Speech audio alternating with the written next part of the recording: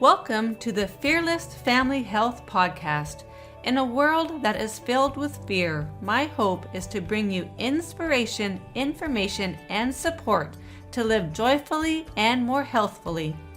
Join me as each week I will bring you empowering tips as well as interviews with parents, doctors, and experts to bring you vital information to make you the master of your family's future.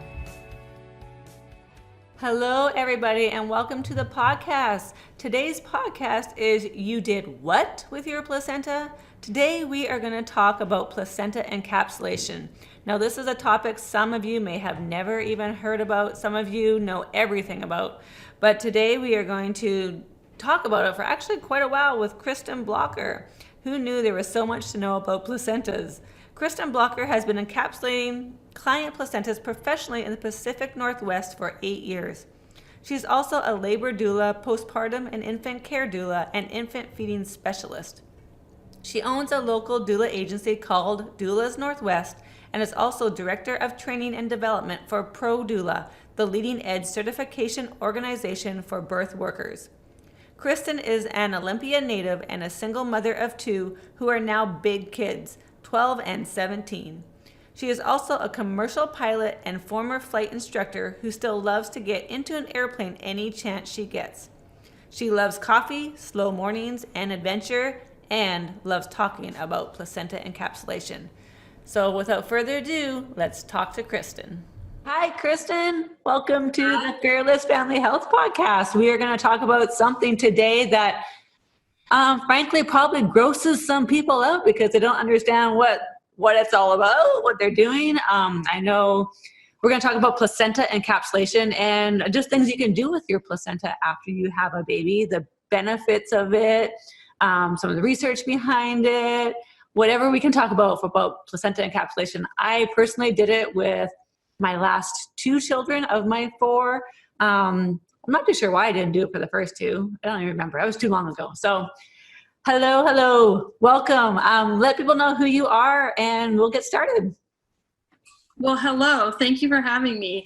This is a lot of fun. I don't usually get to talk with people about placenta encapsulation quite as freely as I think you and I are going to talk about it without them looking at me a little funny. So my name is Krystin Blocher. I am the owner of Doulas Northwest, which is a doula agency that serves the Olympia, Tacoma, Seattle areas currently of the Northwest area.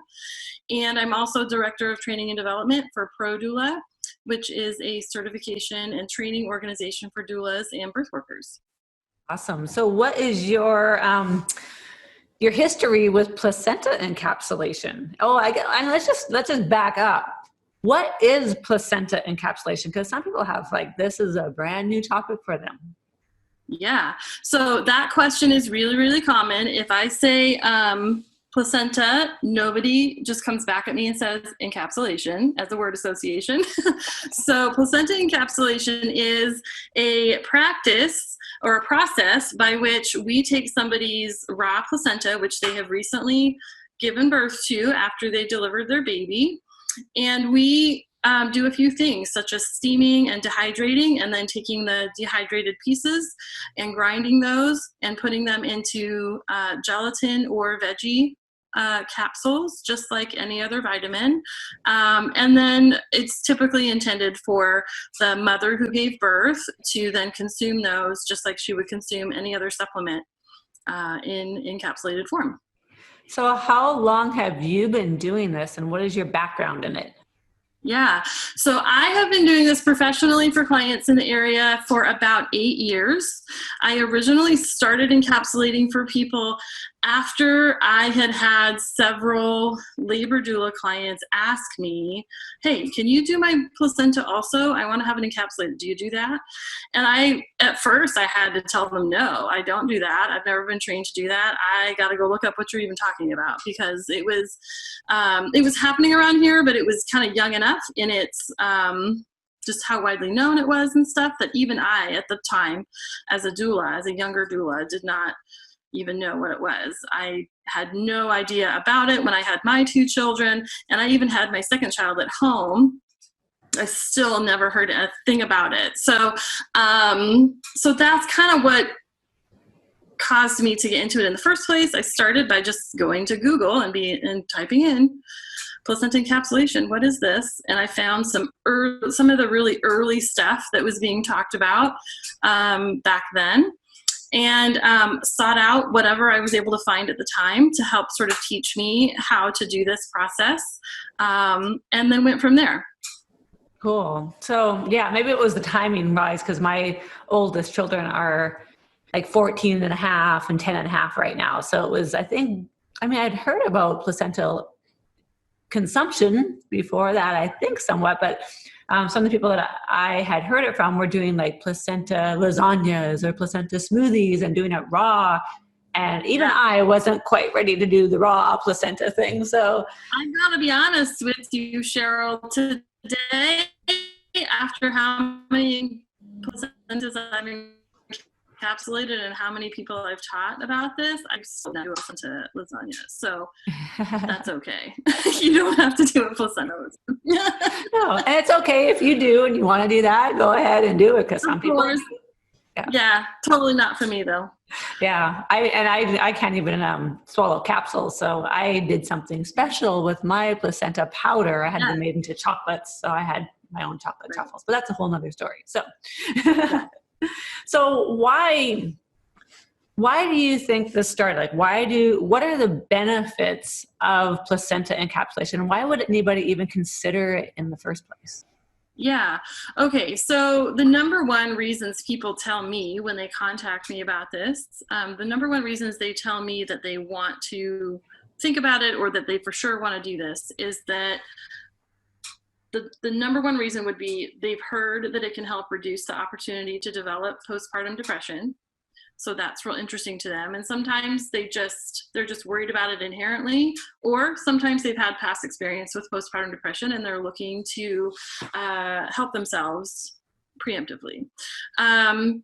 Another sort of like close second reason I hear is that people are looking to boost their milk supply in some way. They've had some sort of struggle or they have some sort of concern going into giving birth about what their milk supply will be like, and they're looking to, again, preemptively help themselves be as successful as possible with milk production. And then beyond that, the other most common things I hear is that, like, I've got 2 other kids at home and I'm not gonna have time to just lay around for 3 weeks like I want to. And so I know I'm gonna have to have energy and get back up on my feet quickly. So I want this to help me do that. And other sort of recovery-based reasons that they're hoping to just simply give their bodies a boost somehow to recover more quickly or feel better during their recovery. So what are the anecdotal case studies, anything out there that actually supports these reasons for doing placenta encapsulation? Yeah, so that's where things get a little bit muddy, because if you want to look at actual double-blind scientific studies that are going to live in the medical journals and that people are going to look at as reputable, there is little to nothing currently. There are, in the last 5 to 10 years, there are a small handful of very small studies that have been done by people like UNLV, who have decided to just simply take a look at some specific dynamics. Like a few years ago, they did a very small study taking a look at how much iron was in an encapsulated like a capsule of dehydrated placenta.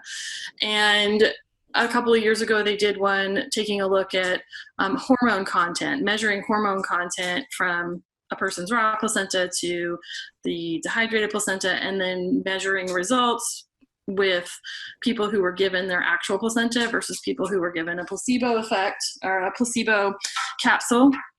And they give interesting information, but none of the studies actually 100% confirm or deny that the practice of placenta encapsulation is in fact beneficial, and we know that for sure. Part of the problem with the studies they've done so far is they're just so small that the pools of people are not big enough to gain large enough amounts of data for the scientific community to trust it. Yeah. You know what I mean? So like the one they did a couple years ago, specifically looking at hormone dynamics, was a pool of like 12 people that received actual placenta and 15 people that received placebo. And it's just such a small number of people that it's interesting information to look at in the end, but it's just not enough to confirm or deny anything for sure. So from a scientific standpoint, there's really not much of anything that we have to back ourselves up with, which is troubling for some people. It does stop some people from choosing to have their placentas encapsulated because that's the type of information that they trust the most. When it comes to anecdotal evidence and testimony and just feedback from people who have chosen to do this, that's where the overwhelming information lies in a positive respect. So for anyone who's willing to look at large amounts of anecdotal information in place of scientifically based information, it's really easy then for people to find person after person after person who has had a positive experience with consuming their placenta and will talk about some sort of benefit that they've received. And it's interesting because not everybody reports experiencing the same thing. One woman might say, I had horrible postpartum depression with babies number 1, 2, and 3. And then with baby number 4, I encapsulated and I had a little bit of blues, but I never developed actual postpartum depression. It was amazing. I can't even believe the difference, right?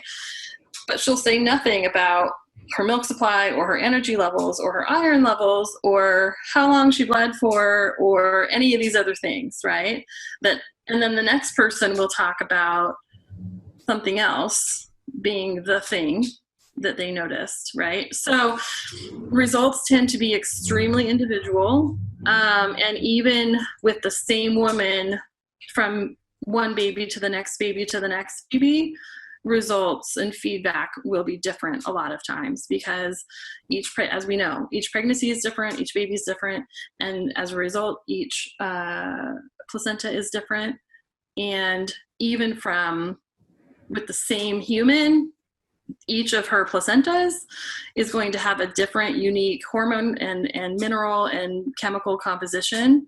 And her body may need different things during that postpartum recovery than it did the last time.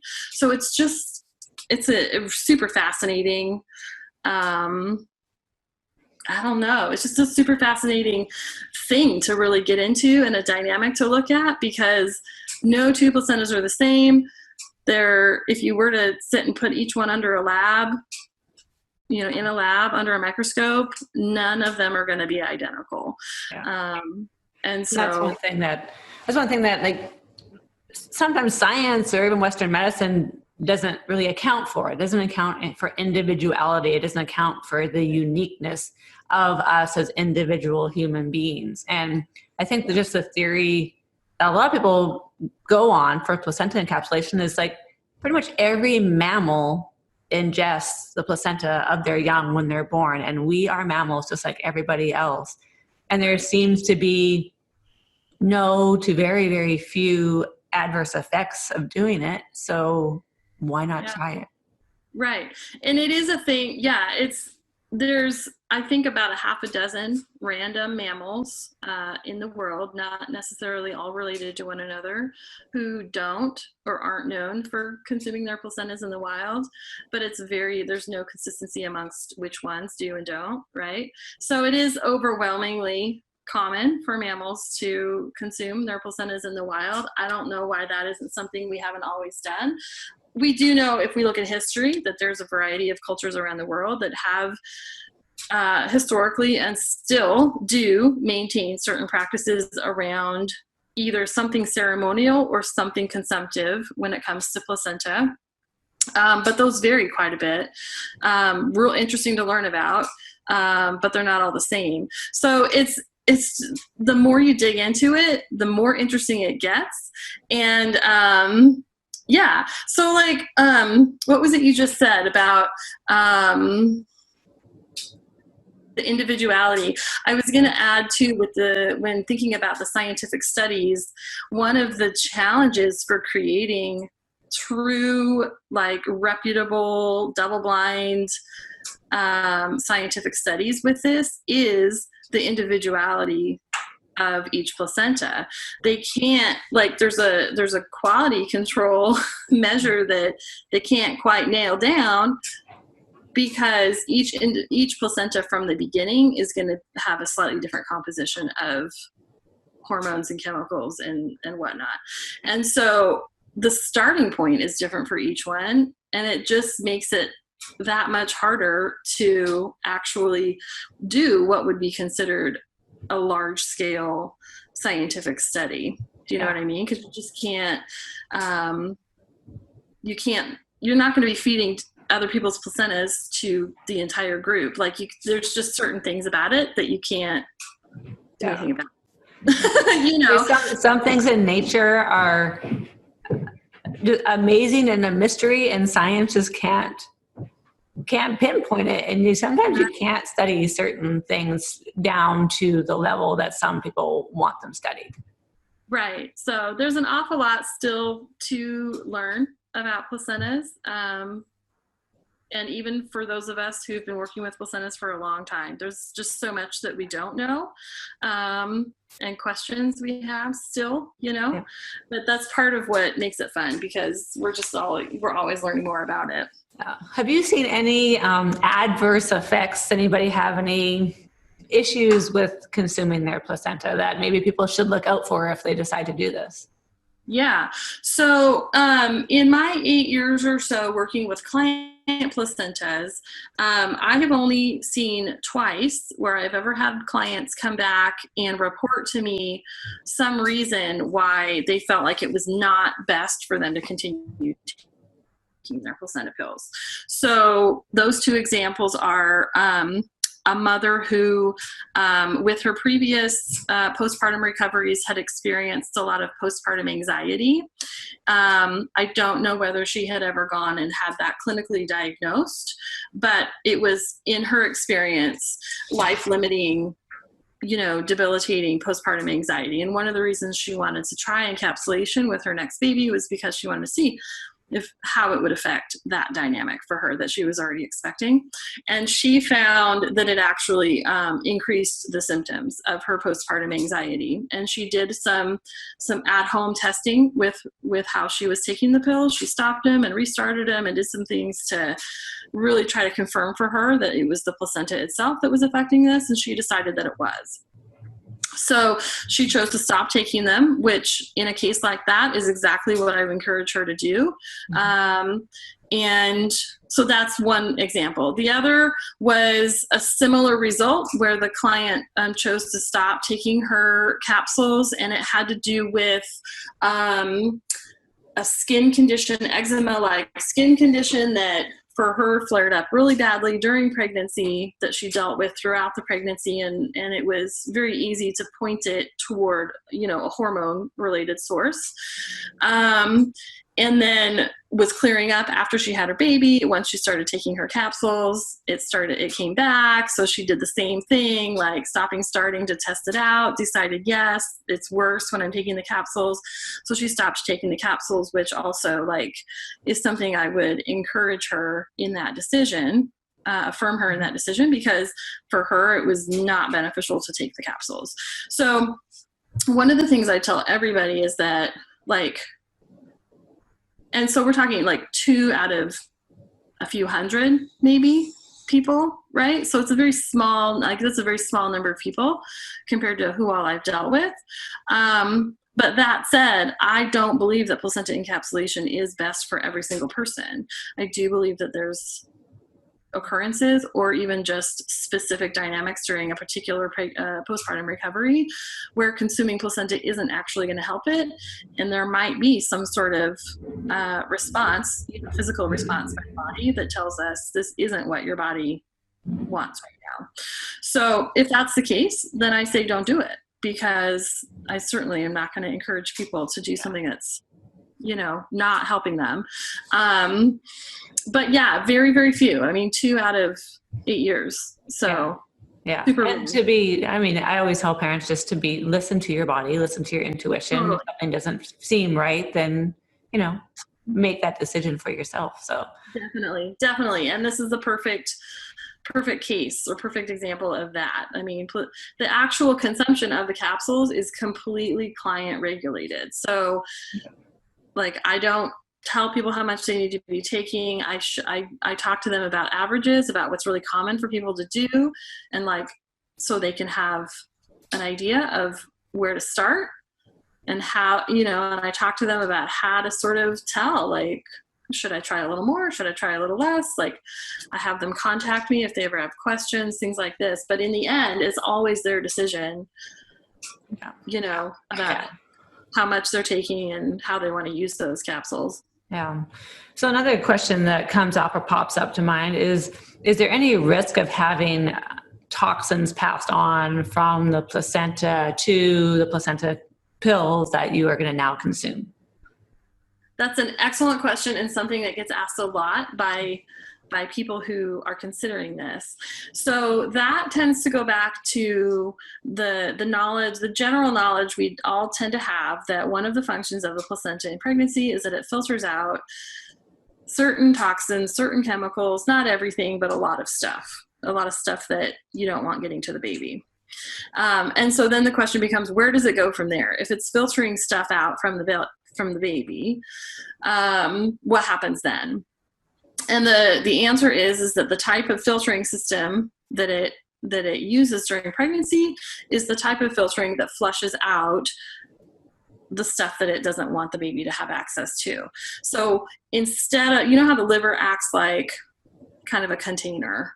I mean, the liver filters things, and then at some point, once it's sort of at capacity, we get liver disease and our liver fails, and it's because it can't filter any more stuff. It's full, right? The placenta instead filters, but then washes back out, and the mother's system then disposes of whatever was filtered out. So then at the time of birth, there might be a tiny bit of stuff that's currently being processed and currently actively being filtered, but you don't have 9 months or so worth of filtered buildup like you would with a different kind of filtering system. And so that's why, somebody who is on prescription antidepressant meds throughout their pregnancy might ask me the question, hey, like, I'm going to still be on this prescription. Can I encapsulate? And I'm going to tell her, we always want to talk to your doctor about that and make sure they don't have any concerns about there being some reason why that's going to give you a problem. But you're not going to suddenly overdose on your antidepressant meds by taking a placenta capsule, because you don't have 9 months worth of that medication stored up in your placenta. So that's an example that can help people. Yeah. Yeah, because I think people have the misconception that their placenta is storing all these toxins throughout time, and it's not.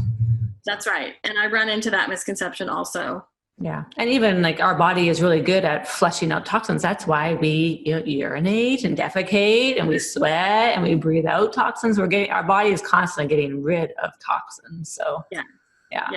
And the same thinking applies to, okay, well, what if I have an epidural in labor? Or what if I am induced and I have Pitocin? Or what if this or that? And there's other medications involved that all of a sudden they're asking me, can I still encapsulate? And the answer is yes, absolutely. There's no reason why, having had those medications temporarily during your labor or birth process, this does not exclude you from being able to encapsulate this placenta.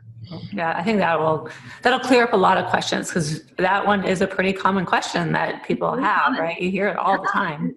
Yeah. Yep. And I know there's people out there talking about it and giving misinformation, who are not in the industry and don't actually know, but that's what they believe because that's what they've been told also or something. And so, yeah, it's super common question. What other common questions do you get that we haven't covered already? Because I'm sure you get the questions a lot more than I get them. I get questions like, does it smell? Am I going to taste it? Do I need to take it with or without food? How, I get a lot of those kinds of questions. I actually, most of my clients who choose to hire me for encapsulation are not people having their babies at home. They're not usually people having their babies outside of hospital settings. They're usually much more mainstream lifestyle families who are, they have some sort of executive profession. Childbirth and holistic lifestyle living is not so much in their wheelhouse. Yeah. They're much more mainstream in their lifestyles. And so the idea of placenta encapsulation is pretty far out, for them. I was going to say, that's a big jump from going. Yeah. But they'll know somebody who did it, or they will hear about it somehow, and it'll pique their interest, and they'll be like, okay, like I might not tell anybody that I'm doing this, but I absolutely want to do it for myself, and they are totally into it and they love it. They're not interested in all of the extra stuff. They're not interested in knowing that much about it necessarily, but they are interested in what it can hopefully do for them. So, so some of that's why I say a lot of the questions I get are like, okay, how can I make this most palatable for myself? I want to do this, but I don't necessarily want to think about what I'm putting in my mouth right now. So we have some fun conversations. Let's just pretend I'm not doing this and I really am. Right? I know. Well, and so then it's like, okay, so then we talk about, okay, well, if you're doing something, if something unpleasant is happening, like you're burping and you're having an aftertaste, which is it happens to all of us every day. We know what we ate for lunch, right? Then it's just simple. You just talk about, okay, well, how can we combat that? Maybe you want to drink it with some orange juice or eat it with something, or eat something with it or whatever. So, but yeah, what other questions are you thinking?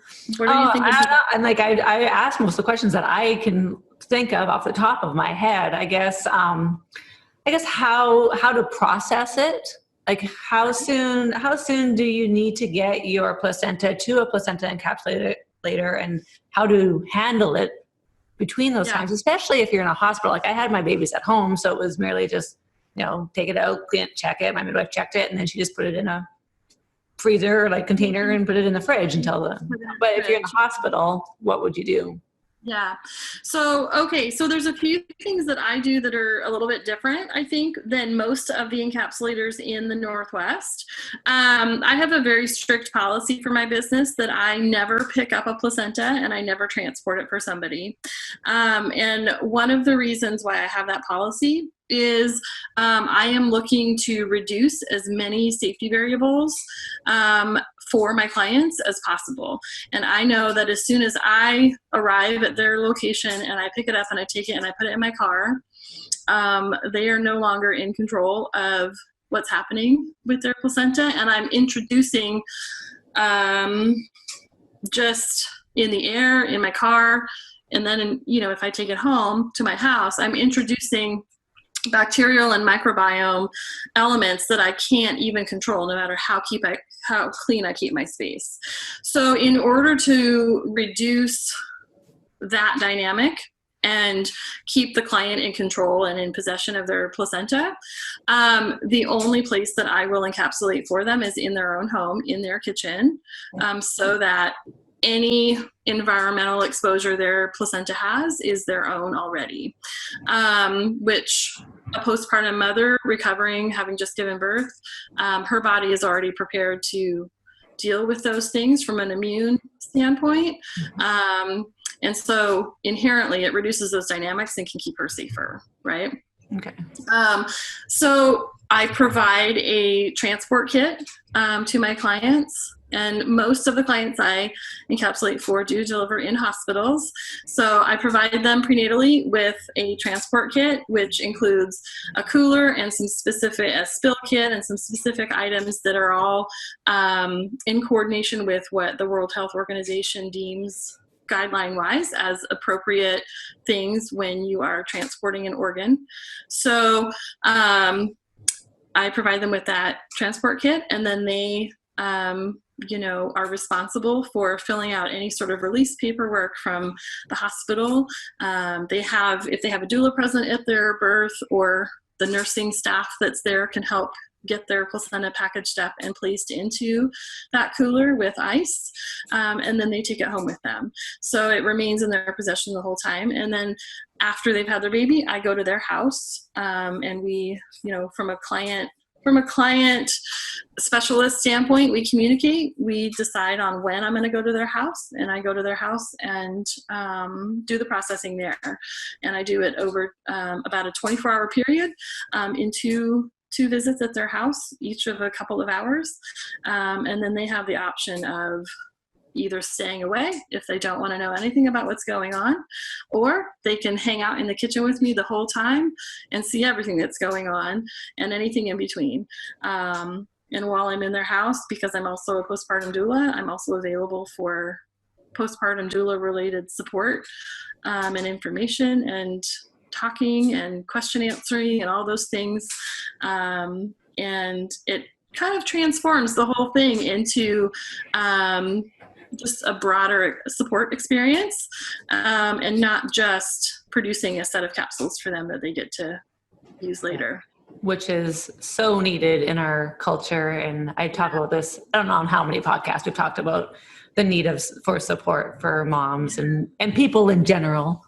Right. Right. So the way it tends to work logistically is when I arrive at their house, I bring all of my equipment and supplies, and I have everything I need with me to do the day one processing, which includes the rinsing, the examining, the rinsing, the steaming, the slicing, and the placing into the dehydrator. And then after I'm done with day one, I leave the placenta there at their house in the dehydrator, and it dehydrates overnight.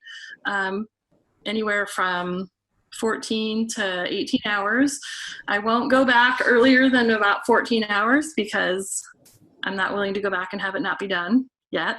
And then on day two, I finish the second half. Day two, the placenta is dry. So then I just go through the second half of the process of grinding it and placing it in the capsules and getting the whole thing done and cleaned up and ready for them to use. So what is the ideal time frame? Because if a mom comes home, is it okay to have it for like a week, or do you want to have it done within the first few days? Like how long? So I know there are a variety of thought processes on this. So I'll touch on as many of them as you want me to. Bottom line for me is I leave it up to the client. If the client wants me there the very next day and I'm able to do that based on my own schedule, I will absolutely do that for them. If they don't want me to come for a week because they have other things going on, or they just don't want it done yet, then I will respect that and I'll go when they want me to.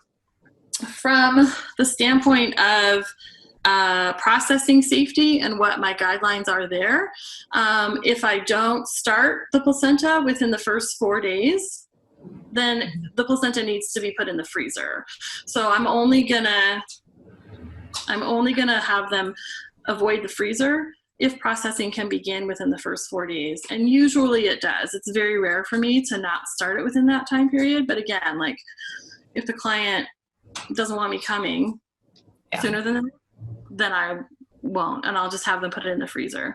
If I'm starting the processing after the 4th day, it needs to have been in the freezer for me to continue with the process. And now I just lost my train of thought. I'm sorry. What was I answering for you?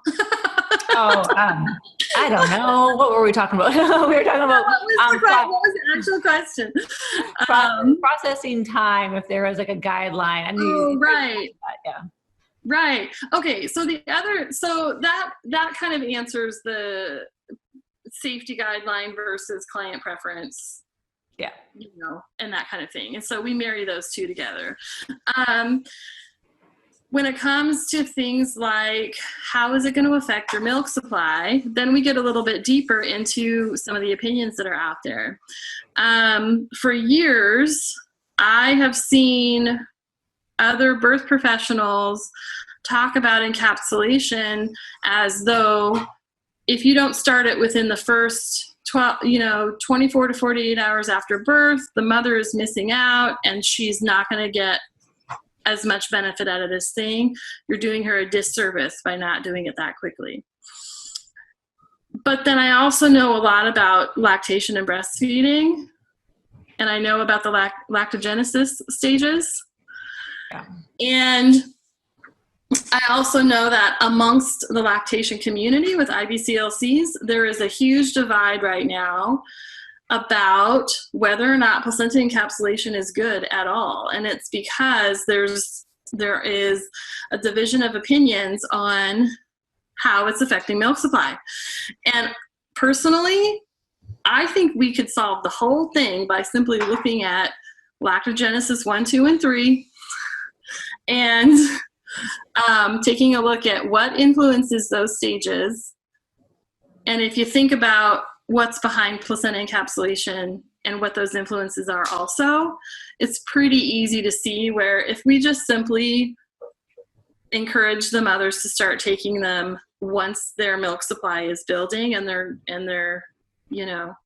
milk supply has essentially come in and they're going on to the next stage of lactogenesis, yeah, we might have solved this question about, is placenta encapsulation going to negatively or positively affect your milk supply? Yeah, so you kind of want to have a baseline, basically, right? You want to know where the mom started. So that could be, milk doesn't really start coming in well for a mom till at least 3 or 4 days. Right. So, the average is 3 to 4 days postpartum is when she's really seeing her body change over from primarily colostrum to primarily mature milk. And that's the time frame when those stages are shifting. And so I think that's the missing link. I mean, and that's literally just an opinion of mine. I'm not citing anything other than I know a little bit about lactogenesis, and yeah, I mean, again, if a client wants me there for 2 days after she's given birth and I'm able to accommodate that, of course I'm going to do that for them. I'm not going to argue with that because I'm going to respect their wishes.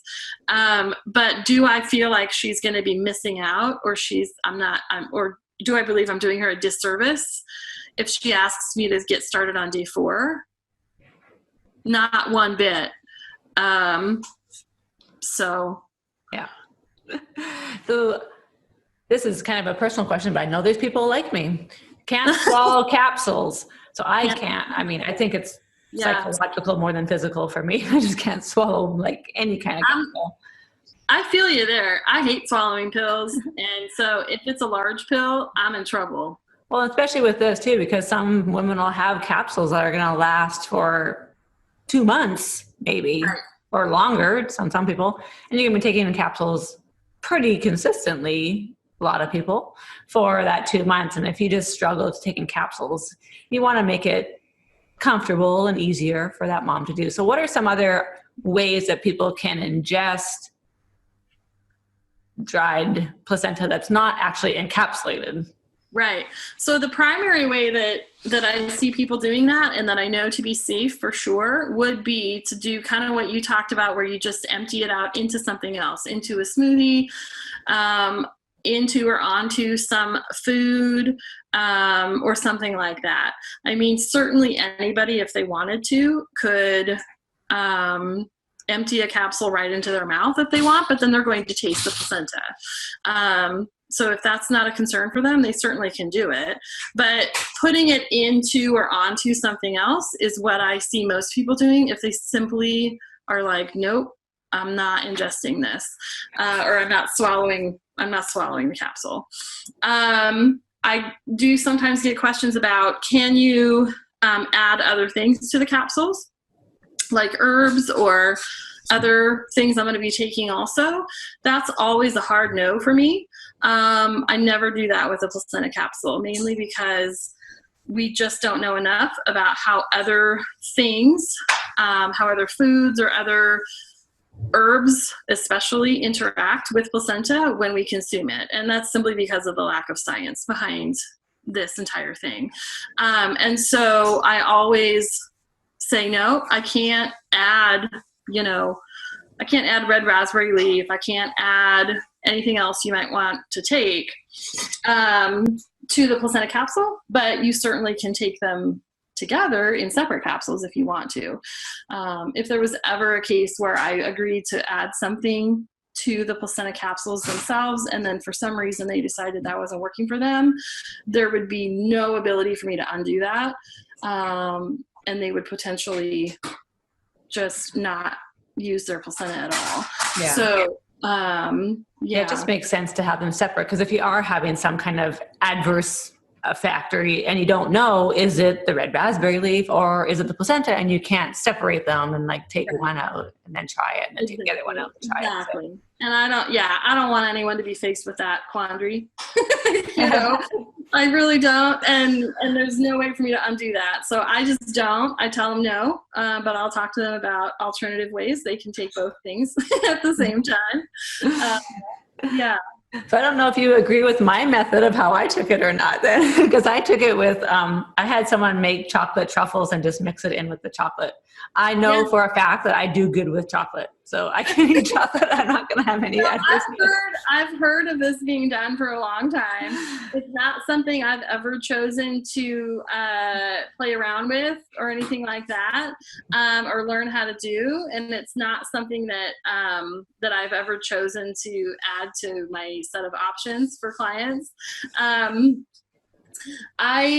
I'm not sure how I feel, honestly, on whether or not I think it's wise to do something like, put it into chocolate. I think mainly it's just the question of, if there was ever any reason why you felt like it wasn't working for you to have it in that form, would you be okay with knowing that you might lose out on however much placenta is in those chocolates if you choose to not take it because they're paired together?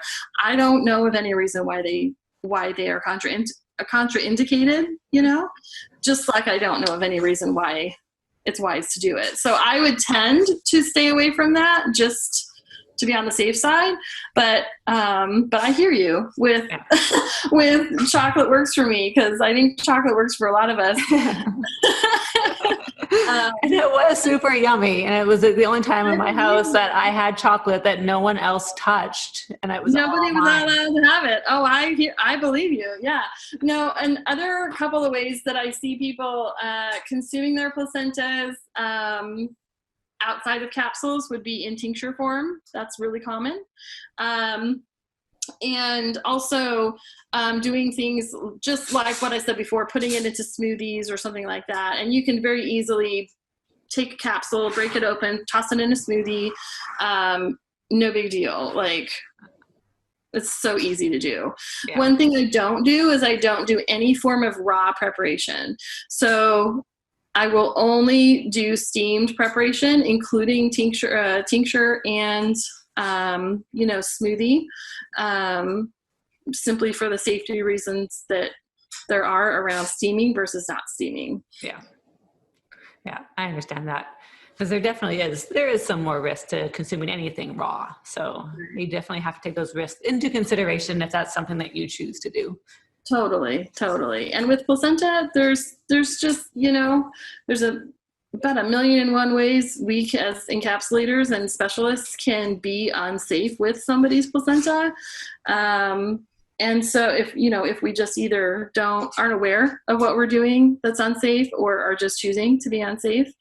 And there's just so much unknown about the placenta as well, that like the combination of those two things, I think, is worth being absolutely as careful as we possibly can on behalf of our clients. Err on the side of caution. Yeah. Well, I mean, it's an amazing thing to be able to do for somebody, is prepare it. So I'd like to see it done as safely as we know how to do it, So for people who, doulas or other providers who might want to learn how to do it safely, where is a good place to go to learn about placenta encapsulation as a provider? Yeah. So the only training that I'm willing to recommend is the one that I teach, which I'm sure that's not a surprise. But it's called Placenta Prep, and it is the training that I have been teaching for ProDoula for the last several years. And it's an in-person 2-day workshop that uses an actual human placenta that has been donated to the training.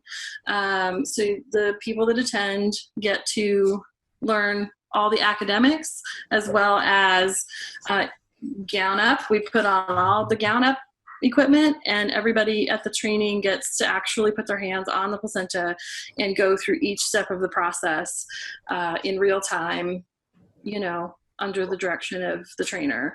So it's by far the best way I've ever experienced before coming to teach the training. The initial trainings that I took were okay, but none of them were complete. And I found myself as a young encapsulator having to go back then and just learn, pretty much pick up a bunch of stuff on my own and sort of figure it out, which was unfortunate because there probably were some things I did in the very early days that weren't nearly as safe as I wish they were, Yeah. And thankfully, I never had anyone come back and tell me that they had a bad experience with something I did for them. But I'm thankful today to be a part of trying to increase the safety on that. So our training focuses on, kind of a balance between recognizing the fascinating amount of work that the placenta does in the human body, because it's endlessly fascinating.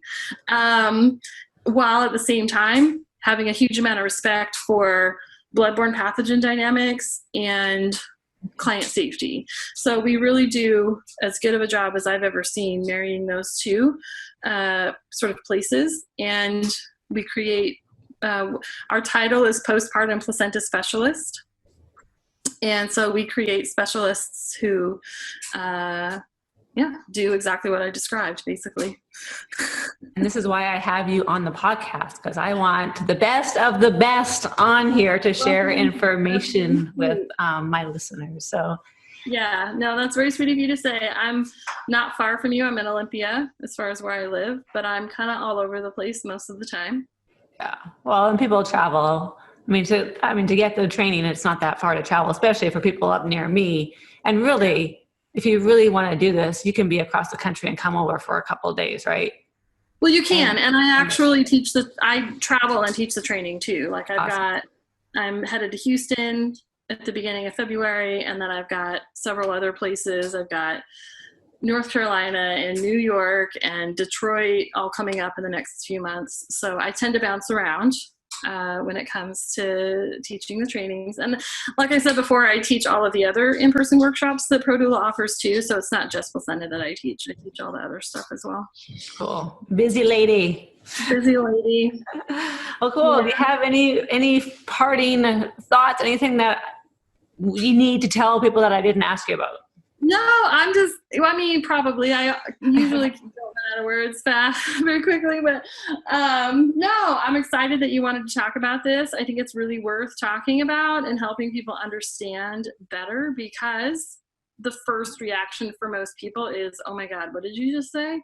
Like, right? And so it's a tough one for some people to sit down and really listen to, because they're very distracted by how weird that is to them, right? Oh. So it's worth talking about. And I don't know, I guess I would just encourage families who are looking to find somebody to do this for them. I would say, number one, vet your people. Make sure that the person you hire is going to keep you as safe as possible, number one. If at all possible, find somebody who will come to you and accommodate you in your home, so that you are kept even safer, right? And then, yeah, anyone who's looking to find out more in terms of seeking a training, they can always, email me or shoot me a message on Facebook or whatever. I'm around. And yeah, I'm just happy to answer questions. Great. So we'll have contact information for you on our show notes, but do you have a website or a phone number or something you want to share with people that they can contact you? Sure. My doula agency in the Northwest is called Doulas Northwest. And so that web address is doulasnorthwest.com, all spelled out. Info@Doulas Northwest is the primary email address for me as a specialist in terms of you hiring me to come encapsulate for you. In terms of seeking training information, then you're going to want to go to ProDoula.com and then just follow the drop-down tabs to the placenta encapsulation training information within that website. Cool.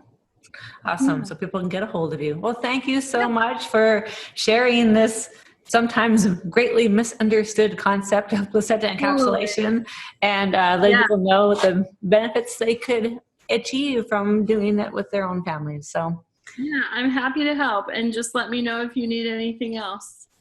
I will do. Well, thank you everybody for joining us today, and make sure you get in contact with Kristen if you have any questions. Thanks guys. Bye. Thank you for joining us on the Fearless Family Health Podcast. If you like what you hear and want to hear more, please subscribe to upcoming casts and rate us on iTunes. Also, don't forget to share it with your friends so we can all be fearless.